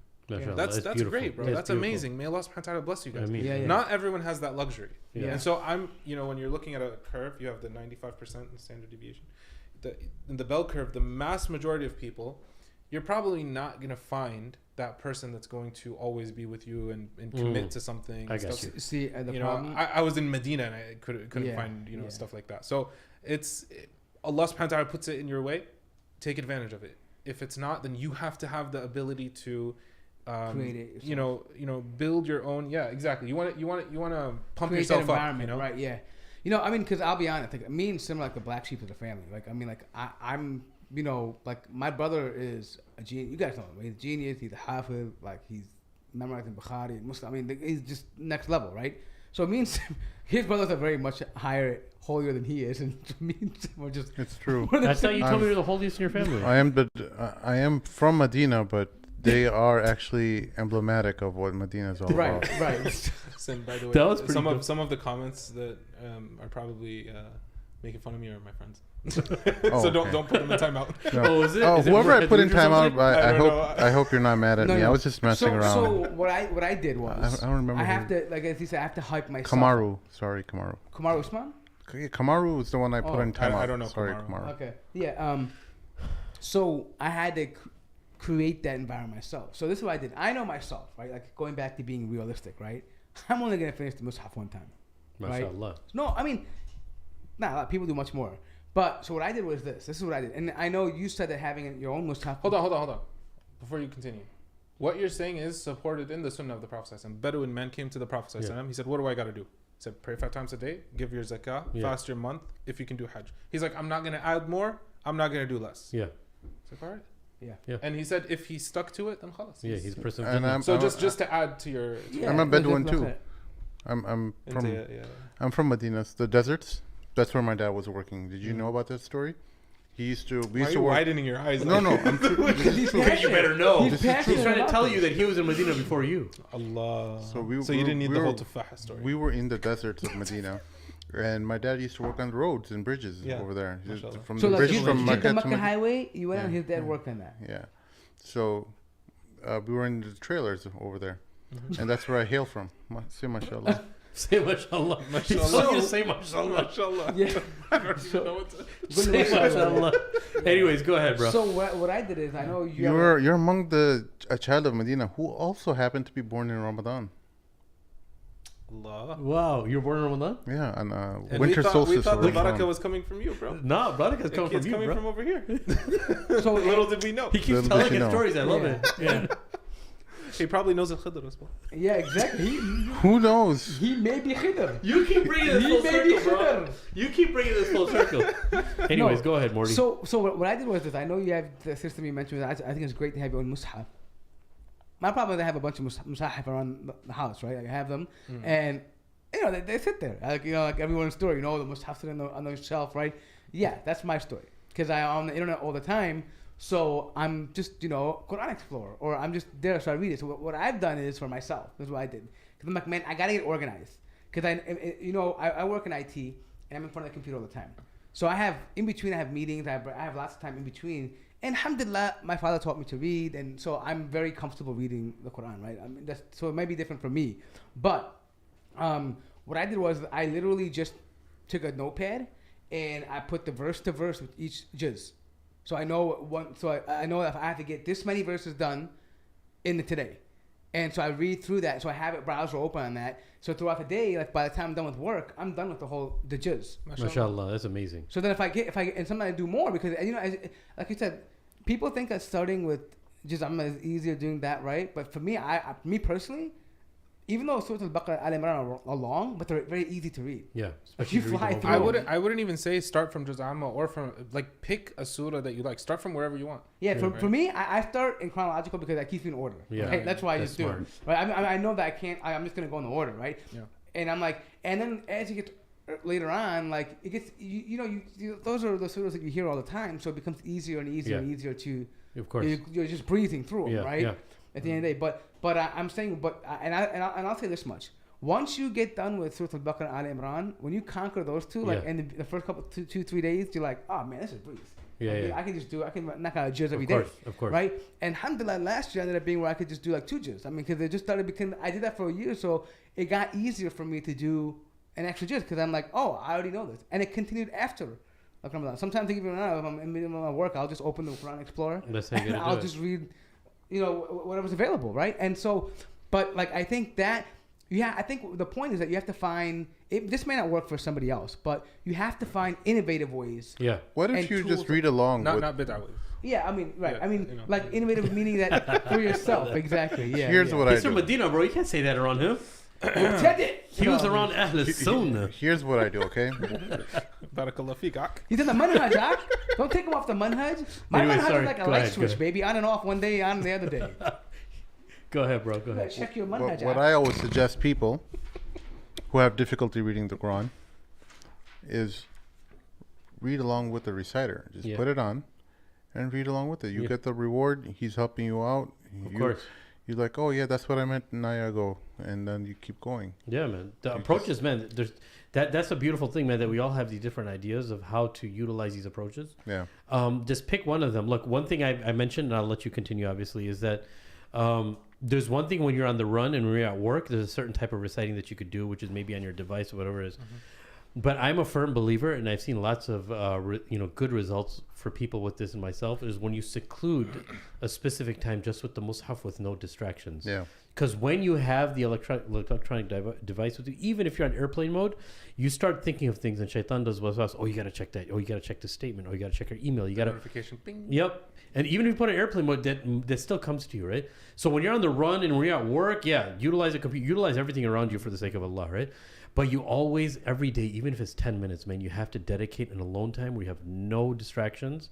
Only distractions, other people's voices around you. Don't bring any electronics, no iPads, no computers, and just be alone with the Quran, right? And that's it. I think That's what I want to do this year. Yeah. I want to disconnect. the I wanna be disconnect is off. very important. And that is what I was mentioning earlier. Like, and I think that kind of, and my brother, by the way, because he's older than I am, MashaAllah. alhamdulillah, he is. But the thing is that he makes seclusion, khalwa, like in the masjid, like i'tiqaf, right? He does that, and he goes and he does that, and he does it every year. Until COVID, but he took 30 days off in Ramadan, like a 3 days vacation. But the last 10 days, always in the masjid. And man, like he would come out like energized.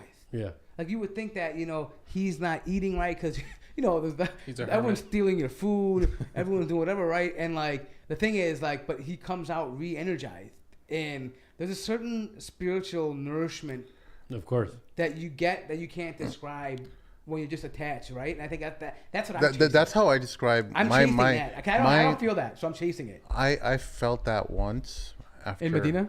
Bro, come on. Because I felt that He's gonna put you in timeout. after I came. It's gonna help him. Guys, let's not make a joke with I that thing anymore. came. Come on. It's a very serious subject. Shabab. He's serious now, guys. So 2-3 years ago, I don't know, one of our scholars' friends, Shaykh Haghani, I went with him to Umrah during Ramadan, the last 10 days. And I will tell you, like, the interaction that I had with the religion in that period of time, the last 10 days of Ramadan in Mecca, was nothing like I've ever experienced. Oh yeah. But I came back, I felt like I was a newborn baby. Even though it's not Hajj, I understand, I get it all that. I'm sure people who have done Hajj, you've experienced similar things. But when I was on the airplane back, there was a Bedouin kid who was sitting next to me. And this Bedouin kid, he literally didn't know how to speak a lick of English. And he puts his, the chair back, and he just kicks up his leg, puts down my tray table, on my thing, puts his feet on that. He's stretching, and he's like maybe 14, 15 years old. And the guy I'm on the window side of the airplane. There's a uncle or someone who's sitting at the, at the edge of the chair. He looks over to me. He's like, tell him something, I'm like, no, that's fine. Like, nothing's bothering me at all. I'm like, can I get you something? Like, and I'm not being sarcastic. I'm like, do you need water or anything? Because you look a little bit tired. So he's like, oh, I haven't drinking any water all day. So I asked the flight attendant, hey, look, he's dehydrated. Can you get him some water? So, pour him some water. He has no idea what's happening to him because he's coming to America for the first time. So I just was super, empathetic to his situation. And I look back at it. I'm like, what the hell? Normally I would have just smacked him, Smacked his feet off. Yeah, just like, hey, watch your manners or something. But it was like a cleansing of the soul where I didn't feel any anger, not a slightness, not even irritation, dude. Can I say something? It was insane. So being, Allah. yes. So but Whoa, hang on. He said something about. It's an It's ayah. just an ayah in the Quran. Indeed, with the remembrance of Allah, do hearts find rest. Yeah. Yeah, So, but what happened I was to gonna me. say this though. But obviously you're gonna have experience because being in Mecca and Medina is something entirely different. For those of you that have not been able to be, when you go to Mecca, you understand the meaning of Balad al-Amin. Yeah. Like, it's busy, it's hustle bustle, but you understand that. Honestly, I don't know how you guys felt, but the first time I was there, like many years ago, I felt like, I could die here. I don't care if I lose my parents or anything. I was a little kid. Hey, I'm cool around here, bro. Like I could die. If you guys can go to the Haram during Ramadan, I don't know if they're allowing what during COVID, but figure it out and get your vaccine shots. I don't care. Go there because it's electric. That's the only way I can describe it. The entire atmosphere is just like you feel power, and it's not necessarily, Laylatul Qadr. I'm sure you could feel that too, but the nights that you spend in the remembrance of Allah, it's just you just feel power, and you just feel everyone in the air, something in the air, and it's like a stillness, and there's also like a slight breeze and a coolness, even though it's 92 to 95 degrees in Fahrenheit. Nights, That's on a cool day. Yeah, and that's on a cool night. And you're feeling like, man, I could just sleep here. Yeah, so I'll say this much, and also, and I just want to say this about Medina. Like, Medina is a different atmosphere. Like, everyone will tell you Medina is like where you feel love. Like, Medina is mahabba. Like, you feel like, and even the people that greet you when you come to Medina. Like, there are people in the masjid that will greet you randomly. Like, Ahl al-Hijaz, that will, it's people in Medina, they'll generally, and that's crazy. But the other thing for me, every time I go there, no matter how many times I go there, the fact that you're walking on the very ground that the Sahaba and and the Prophet ﷺ and just history, man. Like, Ibrahim alayhi salam made tawaf around the Kaaba. Yeah. Hajar alayhi salam went between Safa and Marwa. Yeah. Right? Just feeling that.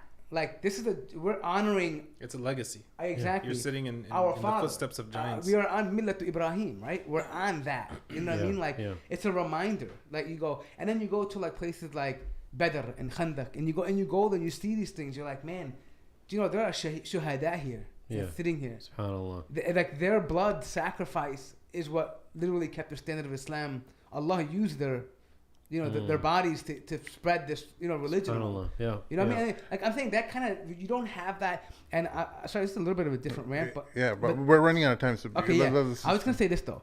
This is something that like non-Muslims, like they don't understand this very well. Like when they say, when for example, when they hear about Palestine, like they'll say, "Oh, it's just a land." Like why do you guys? It's just land. Who cares? They own a little piece. The Arabs have 100 states.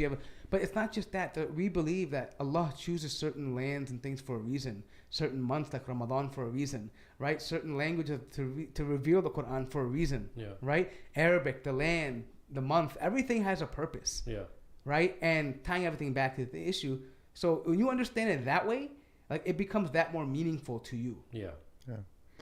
Sheikh Ibrahim, I'll can conclude you with the whole Quran thing, and with one thing, advice to imams, whoever's watching, or if you already know the Quran. There's one thing that I did with my community. Inshallah, we're going to do it as well in Ramadan. Literally, we'd pray Maghrib, pray Sunnah. This was before COVID. I'd sit down and I'd open the surahs that usually, Al-Waqi'ah, Tabaraka, these surahs. I'll open up, everybody would huddle, elder and youngster, and we're all reading together. Like I have the mic and I'm reading.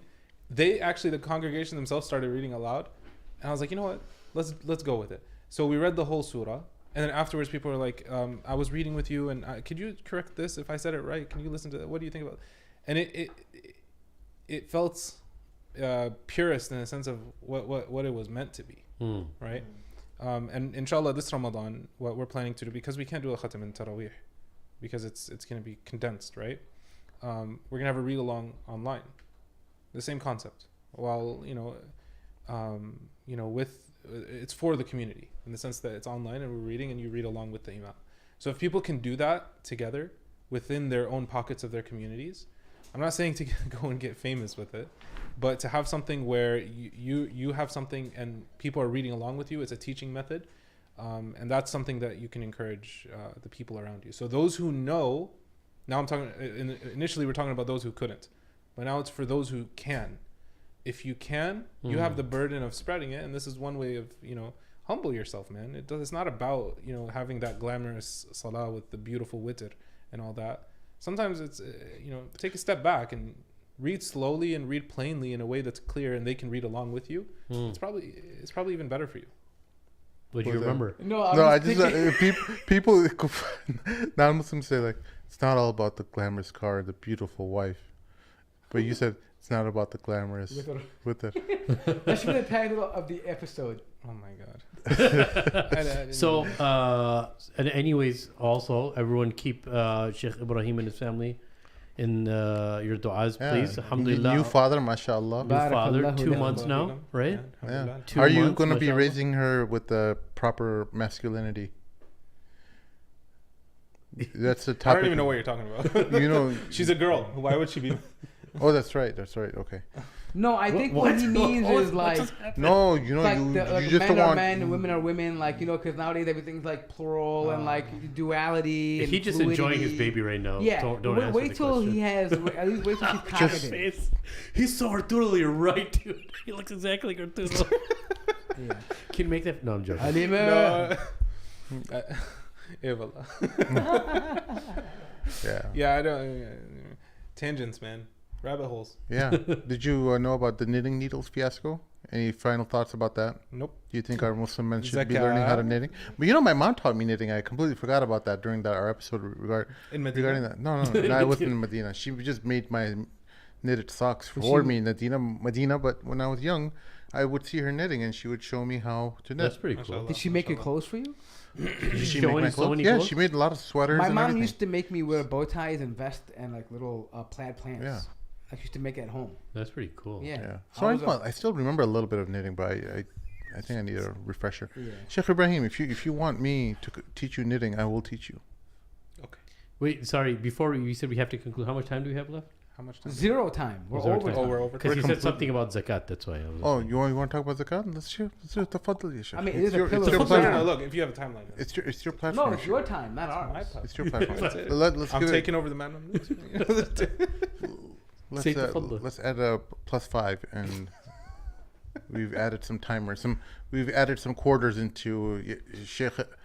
Do we really have a And- time limit? What's the time limit? No. We don't have a exact time limit. There's no but- hard limit, but in interest of your time and everyone else's time, Let's and go, the yeah. viewers too. Go ahead, drop Yeah. some zakat, brother. Bismillah. The other thing was zakah. So similarly, a lot of people like to do their good deeds in Ramadan. They like to read a lot more Quran. They also like to give their zakah. So I've been giving this advice to the congregation, and I probably want to throw that out there with you guys or through your platform. So if we visualize somebody has some money that they want to give, right?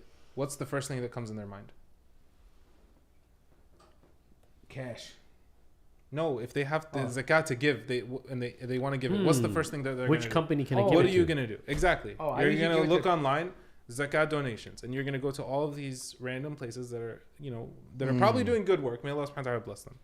I'm here to propose something alternative to that. Oh, I like this. bidah. I think I did Okay. this already. Yeah, but I like So this. first of all, zakah, we have to understand the spirit of zakah. What's the point of zakah, Shaykh? I don't know. Tell me.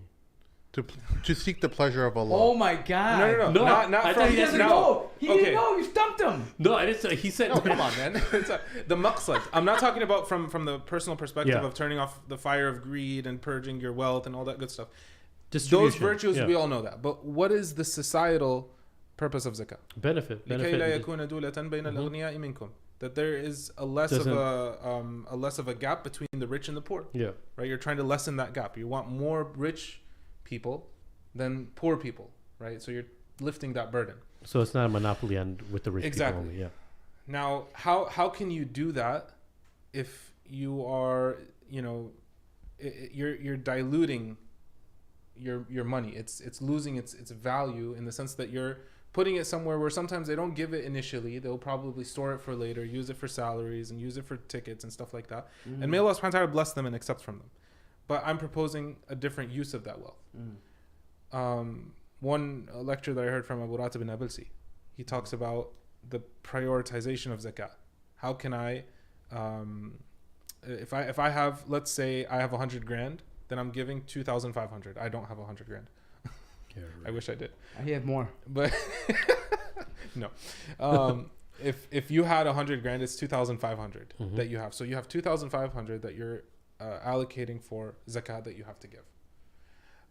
The first thing you would do is, as Abu Ratib bin Nabilsi, he says, you look at the closeness of family, right? So a lot of people don't know this. You can give zakat to your family members, not your parents and your children, because that's in a way giving it back to yourself, right? Because you're benefiting. But there's a difference of opinion over siblings. But let's say your sibling is struggling with debt. Yeah. Your sibling is about to get his home foreclosed. Your sibling is struggling with medical loans and student loans and whatever have you. Then they're more entitled to your kindness. Al-aqrabuna awla bil ma'ruf. So you would look to your family. Who is in need from your family? Put your zakah in your family. And by the way, you don't have to tell them that this is zakah. You can give it to them as a gift. You can put it in their mailbox. You can drop it off. People don't know these details. They think that, the person from Bayt al-Mal has to come and collect it and put it. No. You can literally give it to somebody in an envelope or probably slip it in their car without them even realizing. Yep. You're Right? giving them their money back. That's all it is.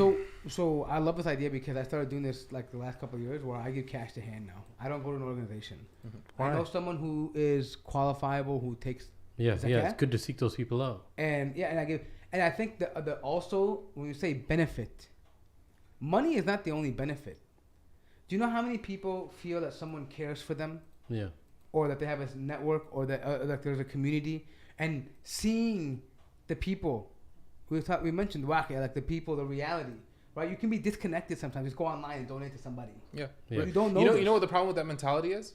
they see it as a chore. Yeah. Right. And you're just throwing it out. You've lost the whole spirit of zakah. Yeah. You've lost the whole Putting point. in someone's hand, That's saying, going watch them do out dua and for you. actually seeing what people are living through. Yeah. And The guy that's praying next to you in salah is probably struggling with debt, and he's making dua, Ya Allah, I need something, a way out. And you're sitting on that zakah and you haven't even used it properly. Yeah. I love the idea. That's beautiful. So the first one is you look at proximity of kinship. Then you would say qarabat al-mawtin, right? That there is the closeness of literal proximity. Your neighbor, right? What's the hadith of, is it Abi Darda or Abu Dar? That Jibreel keeps telling me about the neighbor until I thought that he's going to inherit. Yeah. Right? So the neighbor is somebody who is adjacent to you, somebody who is within your neighborhood, somebody, you know, some homeless Muslim, or, you know, the other day I was on TUI, and, you know, I never would have imagined seeing this, and it broke my heart, where a hijabi lady's holding a cardboard sign and asking for donations. No, sometimes Bro, and sometimes you're those are out here fake like- stories, Shaykh. I know. Hold on. Just let him finish his point. No, sometimes they've learned to, Just like. let him finish his point. Okay, I'm sorry. Go ahead. Okay, all I right. know You what know, you're I talking get what about. you're trying to say. These guys are millionaires, but Just tone down your waswasa. Your wasa what I'm wasa. trying to say is that somebody within your locality, Yeah. somebody within your locality is probably more befitting of your wealth than somebody who's further away.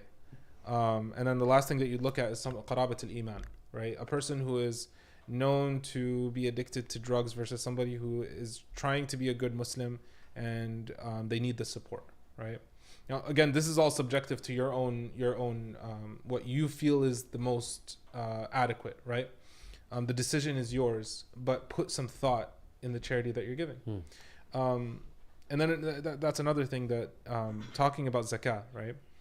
There I was reading in one of the books talking about it, where, you know, the example was given in an inductive manner. Think of 10 Muslims in a community, right? 8 of them are poor and 2 of them are giving zakah. 8 of them are in debt, right? A person who is in debt, for example, somebody who's suffering and put himself through med school and he's $400,000 in debt, probably eligible for zakah, right? That's an example. Somebody and guess what? By you paying off their loan, helping them in their loan, you're empowering them to later give zakah. So what would happen? 2 out of the 10 are able to give zakah and 8 are recipients. Those 2 focus their efforts to bail 1 person out of poverty. Now the next year, 3 people have to give zakah. And those 3 bail a 4th. And eventually what happens? They're all, you know, then within their locality, they have their utopia of success, and they can start working with the people around them. So I'm a huge advocate of, you know, like that's the problem with these ads on YouTube. Like sometimes you'll look at a Shaykh Yasser Qadi video or something, and then you'll see like a whole thing of, you know, the brothers that are suffering in Syria. May Allah subhanahu wa ta'ala help them. And I'm not saying that they're not worthy of your help. Absolutely not. But you're outsourcing your resources. I don't know if that's the right way of saying it, but you're putting your resources elsewhere. And sometimes what happens is down the tunnel, it loses its traction. And by the time it gets there, it's like a little drip. Yeah. Right. When you could have put it all in a certain locality and you could have built something great with it. Yeah. You know? Yeah.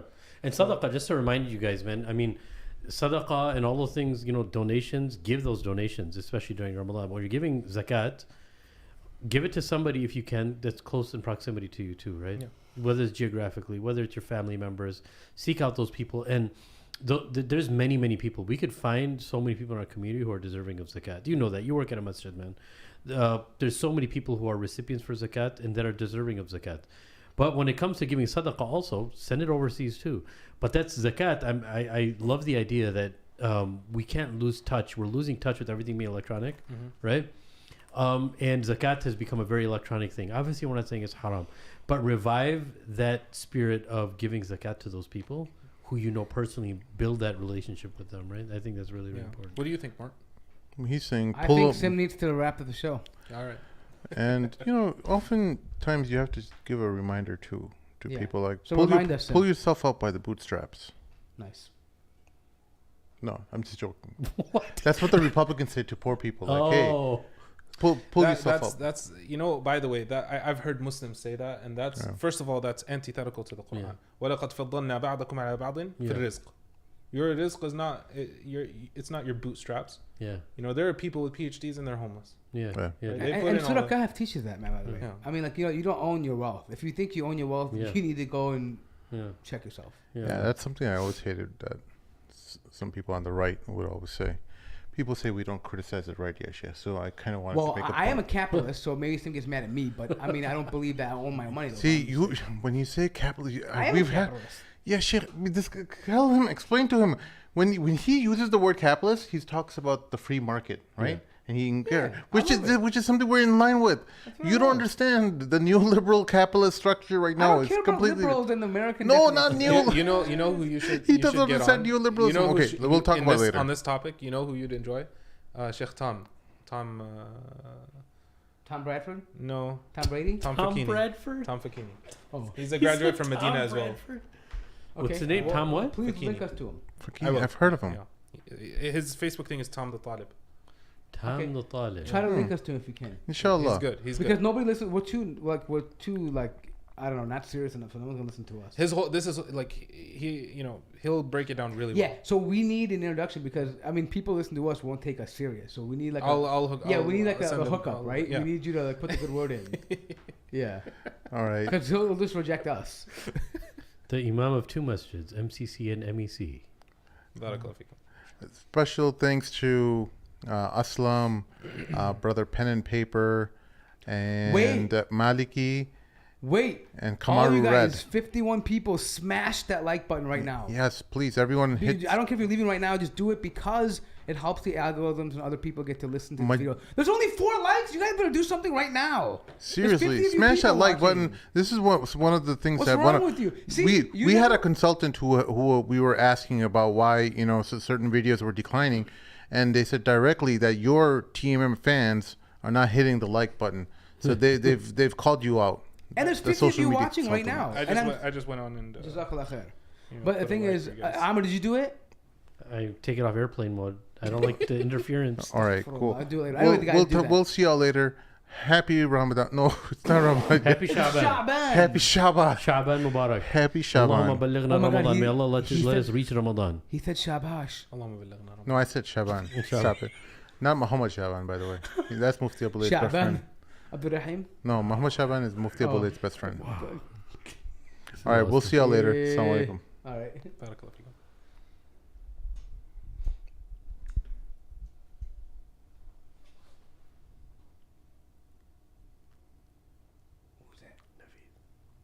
Naveed Akhtar. Oh, I love him. What did you say? That's his older He brother. said Mort is hilarious. Tell him to keep it My up. black brother. MashaAllah.